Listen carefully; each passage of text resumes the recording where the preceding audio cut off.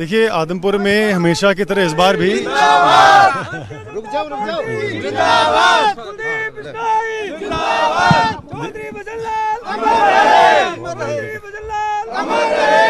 देखिए, स्ट्रैटेजी आपके सामने ही है। लोगों में इतना उत्साह है और जैसे मैं कह रहा था कि आदमपुर में हमेशा आदमपुर की जनता चुनाव लड़ती है। चौधरी भजनलाल महज एक चेहरा पेश करती है। इस बार मेरा सौभाग्य कि मुझे मौका मिला।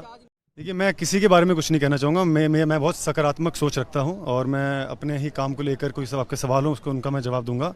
और सभी का स्वागत है। चुनावी मैदान है। आप अगर विधायक बनते हैं तो प्राथमिकता क्या रहेगी आपकी? देखिए, बिल्कुल विकास की रहेगी, मान सम्मान की रहेगी। जैसा कि आप जानते हैं कि पिछले 26 साल से आदमपुर विपक्ष में रहा है, तो इस बार इतना उत्साह लोगों में इसलिए देखने को मिल रहा है क्योंकि हम 26 साल के बाद हमें सरकार में हिस्सेदारी पाने को मिल रही है। और पिछले 3 महीने मैं आप सबूत देता हूँ कि 3 महीने पहले हमने भाजपा ज्वाइन की और इन 3 महीनों में 530 करोड़ से अधिक की ग्रांट ऑलरेडी पास हो चुकी है। तो काम ये प्राथमिकता ये रहेगी कि ज़्यादा से ज़्यादा लोगों के काम मैं कर पाऊँ। 2019 लोकसभा चुनाव में आदमपुर की जनता ने आपको हराने का काम किया था यहाँ से। अब की बार किस तरह से आप देखते हैं और क्या अपील रहेगी कि वो जो कमी वहाँ रहेगी वो यहाँ पूरी हो जाए? देखिए, लोकसभा का चुनाव एक बहुत ही अलग प्रकार का चुनाव था। मोदी की आंधी थी जिसमें सब बह गए थे, मैं भी उनमें शामिल था। और आपको याद होगा कि कुछ महीनों बाद विधानसभा चुनाव भी हुआ 2019 में, जिस प्रकार से एक ऐतिहासिक जीत आदमपुर को मिली पिताजी के नेतृत्व में। तो इस बार भी उम्मीद है कि आदमपुर की जीत होगी। कहते हैं कि 30,000 की लीड उन्होंने ली थी, आप उससे ज़्यादा लेंगे। आप क्या मान के चलते हैं कितनी लीड आप बरकरार कर पाएंगे? देखिए, एक तरफा चुनाव रहेगा। मैं नंबर तो नहीं आपको दे पाऊंगा। आदमपुर की जनता में बहुत उत्साह है और मुझे उम्मीद है कि एक तरफा चुनाव हम लड़ेंगे और एक तरफा जीत। जैसे मैंने कहा कि वो चुनाव बहुत अलग प्रकार का था, उसका हम ज़्यादा एनालिसिस नहीं कर सकते क्योंकि चुनाव भी बहुत अलग प्रकार का था। लेकिन जैसा आपने कहा, निस्संदेह हार से ही और मुश्किलों से ही इंसान आगे बढ़ता है और सीखता है। और जो सीख मुझे मिली है मैं उनको आगे सपने में मुझे आदमपुर की जनता और मेरा परिवार याद आ रहा है। और मैं उम्मीद करूंगा और विश्वास दिलाता हूँ मेरे परिवार को कि आदमपुर का एक व्यक्ति का मस्तक गर्व से ऊंचा होगा। इसके लिए मैं हर भरकम प्रयास करूंगा। कहते हैं कि कुलदीप बिश्नोई यहाँ रहते नहीं है और अब तो भावे तो बिल्कुल नहीं रहते, तो इस चीज़ को कैसे तोड़ेंगे?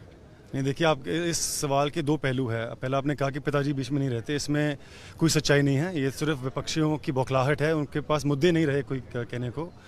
ये सही जाहिर सी बात है कि जब उनको तो कैंसर की समस्या थी तो उनका आना कम रहा, लेकिन फिर भी लोग सुख दुख में रहे।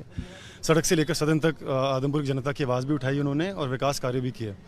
दूसरा सवाल आपका रहा मुझको लेकर। मैं पिछले 1 साल से ज़रूर विदेश रहा, लेकिन आप बस करने दो।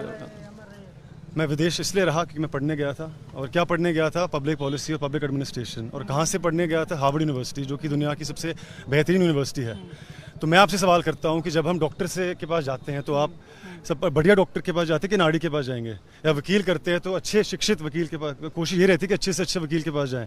तो जब राजनीति की बात आती है तो हम शिक्षा को इतने बुरी नज़र से क्यों देखते हैं? ये तो आदमपुर के लिए और सभी के लिए बहुत ही खुशी और फख्र की बात है कि एक शिक्षित, निस्संदेह जो अनुभव मेरा रहा है शिक्षा का या जीवन का, वैसे तो मुझे बहुत कुछ सीखना अभी बाकी है। मैं पूर्ण प्रयास करूंगा कि वो उसका लाभ आदमपुर की जनता को मिले। चैलेंज तो यही है कि आदमपुर की जनता का हमारा जो प्यार है, जो विश्वास है, उनको तोड़ने का प्रयास ना करें क्योंकि अटूट है। और बाकी जो आपने फिटनेस की बात की वो तो प्रयास रहते ही हैं। हरियाणा आपको पता है, जिस प्रकार से ओलंपिक्स की बात करें या किसी भी प्रतियोगिता की बात करें, हरियाणा प्रदेश सबसे आगे रहता है।